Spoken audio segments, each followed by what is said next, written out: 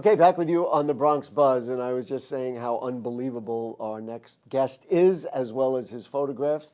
So I'm going to let him describe it to you on the telephone from close to New Jersey. It's Dave Frieder. Hi, Dave. How are you? Very good. Great. Dave, I didn't say what you do, but you have an incredible portfolio of photographs from the top of bridges. I want just a little background. We're going to roll these photos in while you're talking. Explain to me what you do. There's a photo of you on top of something overlooking Manhattan. You're out of your mind. How did you get involved in being at the top of bridges? Okay. Well, actually, I'm from Queens. I grew up in Queens till I was 6 years old. Then we moved to New Jersey with my folks. And what fascinated me, though, when I lived in Queens is that back many years ago, there was what's called the Flushing Bascule Bridge. A bascule bridge is where it has the leaves that open up. This had, I think, a double bascule, Wow. 2 leaves that opened. So for me, 3 years old, seeing this bridge open up in front of you, blocking the roadway, and then it comes down, and then you drive over it, I thought that was fascinating. I know said, wow, exactly what you're saying. The 207th Street Bridge and also the City Island Bridge, which, turns. And I remember That's my a swing own bridge. kids. Say it again? That was a swing bridge. A swing bridge, there you go. But Yes. I remember as a kid thinking the same fascination, and my kids also, the same fascination you had. Perfect. Mm-hmm. So that inspired you. Yes, pretty much. So then when we moved to Jersey, taking the George Washington Bridge, and then they started building the lower roadway in 1959, I said, wow, the engineer had enough insight to design the bridge for a lower deck. Wow. But then I realized after doing some studying that it was designed for full lanes of light rail. But then because the automobile was the most prominent means of transportation, it was converted to 3 lanes on both north and south side for vehicular traffic. So that was really amazing for me. Mm-hmm. And then visiting my grandparents, my father's parents lived in Manhattan, my mom's mom lived in Brooklyn, taking the West Side Highway, or then better yet, taking the FDR Drive and seeing all these bridges across the East River. And I'm looking at them all, and I was like so fascinated seeing, wow, these bridges all do the same function, but they all look so different. Why is that? But you ended up saying not only do they look different, I want to be the guy on top of them? Well, not really. I never had a fear of heights, but I was always fascinated by the crowns, actually finials, on top of the Queensboro Bridge. And I always said to myself, I wonder what it would be like to be at the top of the tower with those crowns of finials 10 feet away from me. I didn't realize years later I'd be climbing them. But, now why did you climb? Did you climb them because you were a photographer, or you climbed them because you were a construction engineer or something like that? No, I'm very familiar with civil and structural engineering, but I actually started off as an auto mechanic.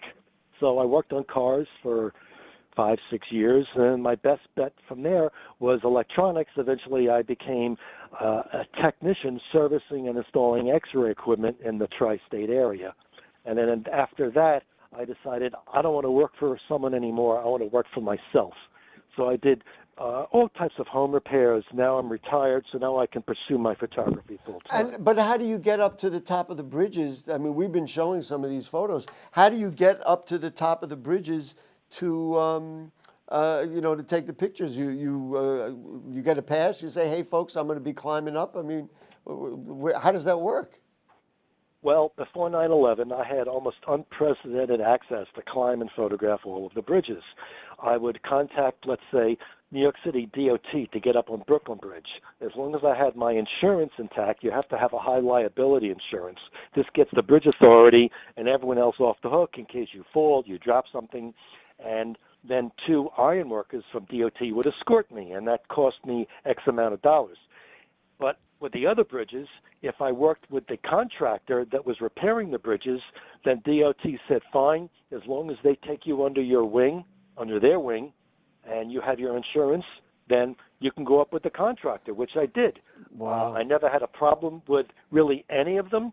Many times, I have to admit, I'm not going to say which bridge authority, but a lot of them would just drop me off and say, have a good time, call us when you're done. Wow. And I never, I never ever had a problem, never had an incident, I never dropped anything, and they know that. Wow.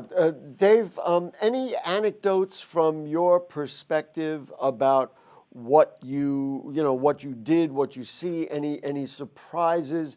I'm happy to hear that you never dropped anything. I got to tell you, it's almost hard for me to even watch you up there, let alone the thought that you'd be up there. You must have seen, so just give me something about what it was like to be up there and doing that. It seems unimaginable to me. Well, it was actually thrilling. I was, no mugger would follow me up there. So, That's true. You were safe in a uh, way. yeah. Well, several things. First, my one time when I was standing on top of the sphere of Manhattan Bridge, and I had that in a postcard, way in the distance I could see the Circle Line boat going around the tip of Manhattan. So I'm there appropriately dressed. I have my hard hat, my safety vest. So I'm waving at the boat. All of a sudden, I saw from the distance the whole boat is waving back at me. I thought that was so cool. I mean, the whole boat sees me waving up there, and I was legally allowed to be up there. Wow. And quite a few other times on Throgs Neck, and especially on Verrazano, I've been attacked quite a bit by peregrine falcons. I mean, this is their territory. Like actually attacked. Yeah, they would come down and dive bomb me and try to attack me. And their claws are like razors. But it never intimidated me. I would just wave my hands in the air. I would growl loudly at them, and they would back off. And when they saw me coming, now they have incredible eyesight, they would see me coming, and they'd then take off because they knew I was not going to be intimidated by them. Well, that is unbelievable. I'll tell you, scary enough to be up there, let alone being attacked by birds. Now, I realize you're harnessed in, but still, Yes. that to me would be frightening. You have seen first of all, how many years did you do that? And are you done, or are you going to go up to other bridges at some point? Well, pretty much everything is brought to a grinding halt because of 9/11. I did get some access after 9/11. The whole scope of this was to create a fine art coffee table book on New York's bridges. Now, I started this project in 1993, and last September, I finally self-published this book after 26 years of hard work. Wow. It was not easy. It took a lot of years after 9/11 to realize I can't get back up on some of the bridges, so I had to start taking a lot of the photos showing the full bridge from shore to shore. Mm-hmm. I like to joke about myself. For instance, to get the full view of the George Washington Bridge, I was able to get on the roof of the New York State Psychiatric Institute. So some people said, well, since you're crazy, you might as well stay there for a week or two, which that's fine by me. I mean, I can laugh at myself. I don't care. But I got some great views from their roof. I got a lot of access from the New York City Housing Authority roofs, like to get the full view of the Queensboro Bridge. Some of them were from ground level. That's when I used my large format cameras. Mind you, I do not use digital. I prefer film only. And I have no problem getting film or paper to produce these photographs. Well, that's fascinating. And of course, these were done, I guess, prior to the institution of film cameras. I mean, I get that.